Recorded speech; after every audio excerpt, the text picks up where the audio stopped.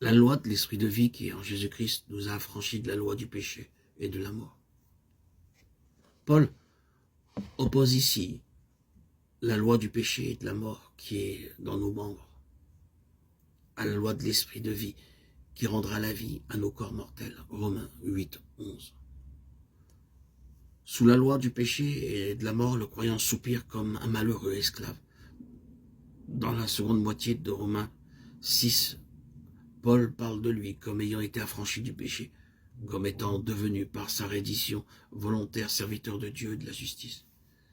Arrivé à ce point-là, il a renoncé à être l'esclave du péché. Cependant, le péché le domine souvent encore. Il n'a pas complètement vu s'accomplir cette promesse. Le péché n'aura pas un instant domination sur vous. Il a bien la volonté de faire ce qui est bon, mais il ne trouve pas le moyen de l'accomplir. Romains 7, 18. Au milieu de tous ses vains efforts pour accomplir la loi, son incapacité s'écrie, « Misérable que je suis, qui me délivrera de ce corps de mort ?» Et voici ce que répond la foi qui saisit en Christ l'affranchissement. Je rends grâce à Dieu par Jésus-Christ notre Seigneur. Romains 7, 25. Oui, il y a un affranchissement de la loi, de la domination du péché et de la mort qui est dans les membres. Et cet affranchissement est une loi nouvelle, une force supérieure, une puissance effective qui délivre du péché. La puissance de l'esprit qui demeure en nous est tout aussi réelle, tout aussi active et bien plus encore que ne l'était auparavant la force du péché dans nos membres. C'est l'esprit de vie qui se trouve en Christ.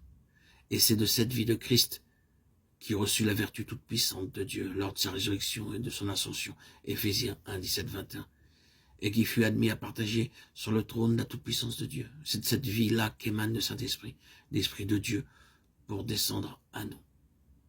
La loi, la puissance, la domination de la vie qui est en Jésus-Christ m'ont affranchi de la loi et de la domination du péché et de la mort, qui était dans mes membres, m'obtenant ainsi une liberté tout aussi réelle que l'était auparavant mon asservissement au péché.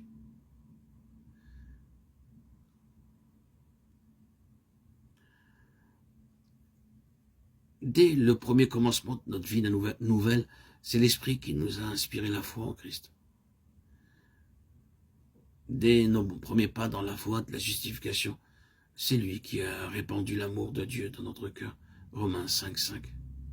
C'est lui encore qui nous a fait voir en Christ notre vie aussi bien que notre justice.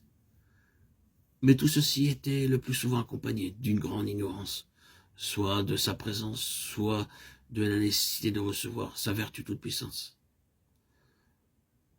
Lorsque le croyant est amené, Romains 7, 14, 23, à reconnaître le légalisme invétéré de son ancienne nature en même temps que son absolue incapacité, il en vient aussi à comprendre, comme jamais il ne l'avait fait, ce qui nous est dit du Saint-Esprit et de la vertu puissante avec laquelle il délivre du péché et de la mort.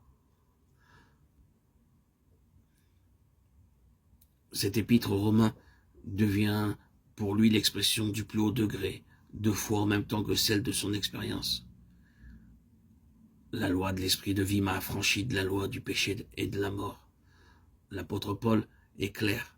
La loi de l'esprit de vie règne alors dans ses membres, avec tout autant de réalité comme il règne dans nos membres,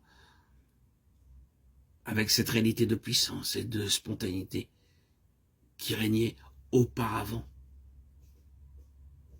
où se trouvait la loi du péché.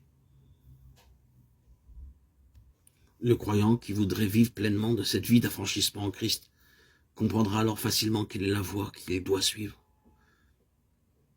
Romains 8 est le but auquel devait l'amener Romains 6 et 7. Il devra donc commencer par étudier et croire ce que ces deux chapitres lui disent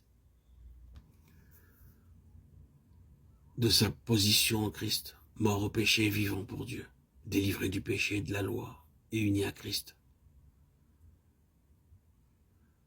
Si vous demeurez dans ma parole, vous connaîtrez la vérité, et la vérité vous affranchira. Jean 8, 31, 32.